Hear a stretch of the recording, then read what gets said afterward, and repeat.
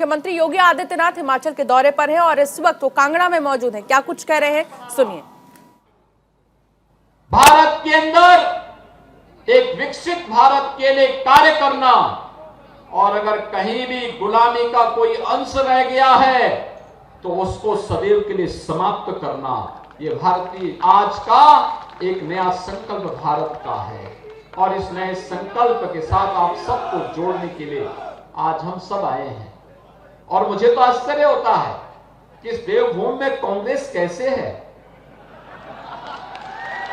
आप थोड़ा अनुमान कर लीजिए ना।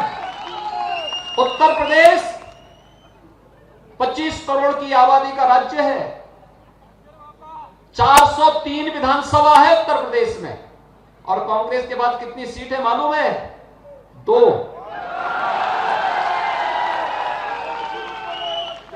किसी व्यक्ति के राम नाम सत्य है कि अंतिम यात्रा में भी 4 लोग लगते हैं, और यहां तो कोई ढोने वाला भी नहीं है। और भाइयों बहनों, मैं इसीलिए आपसे अपील करने के लिए आया हूं।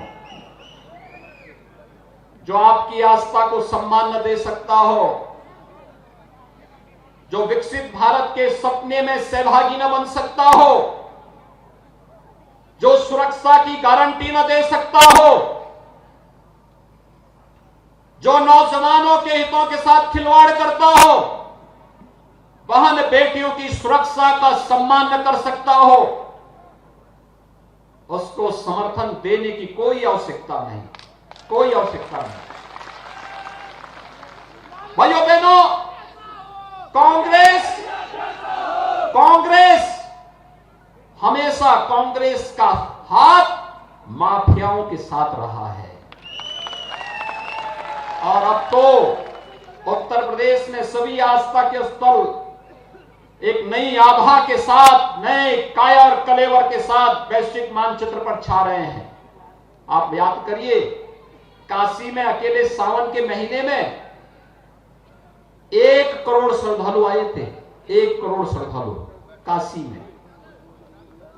अयोध्या में देव दीपावली और इस पूरे महीने लगभग 1 करोड़ श्रद्धालु आए हैं। अनुमान कर लीजिए, एक वैश्विक स्तर पर छा रहा है। एक तरफ आस्था का सम्मान, इंफ्रास्ट्रक्चर का विकास, और दूसरी तरफ माफियाओं के खिलाफ अभियान उत्तर प्रदेश का आप सब जान रहे होंगे कैसे हम लोग चलाते हैं। बेरोक टोक चलता वहां तो धड़धड़ा करके चलता है भाइयों बहनों। और इसीलिए ऐसा न हो कि कोई कमजोर सरकार आ जाए और वहां के माफिया फिर चोरी छिपे तुम दबा करके यहां छुप जाएं, फिर यहां से अपनी इस शांत क्षेत्र को, देवभूमि को भी कलंकित करने का कार्य करें। ऐसा कोई भी कार्य मत करना। और इसीलिए आप सबसे अपील करने के लिए मैं आया हूं कि हमें विकास और राष्ट्रवाद के मुद्दे पर बिना झुके, बिना रुके, बिना किसी भी प्रकार की प्रवाह के बगैर कार्य करने वाली सरकार चाहिए, और वह सरकार भारतीय जनता पार्टी आपको देगी। और इसीलिए मैं आपकी अपील करने के लिए आया हूं। श्री संजय गुलेरिया जी को भारतीय जनता पार्टी ने अपना प्रत्याशी बनाया है।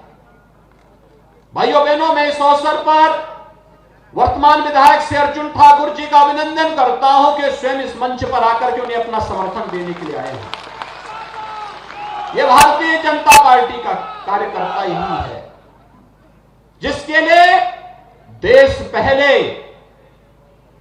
देश के बाद पार्टी फिर महत्व रखती है, और पार्टी के बाद तब फिर स्वयं का स्वार्थ। पार्टी ने कहा कि यहां पे संजय गुलेरिया चुनाव लड़ेंगे, स्वयं अर्जुन ठाकुर ने अपनी सहमति दी, आज मंच पर यहां पर आए हैं।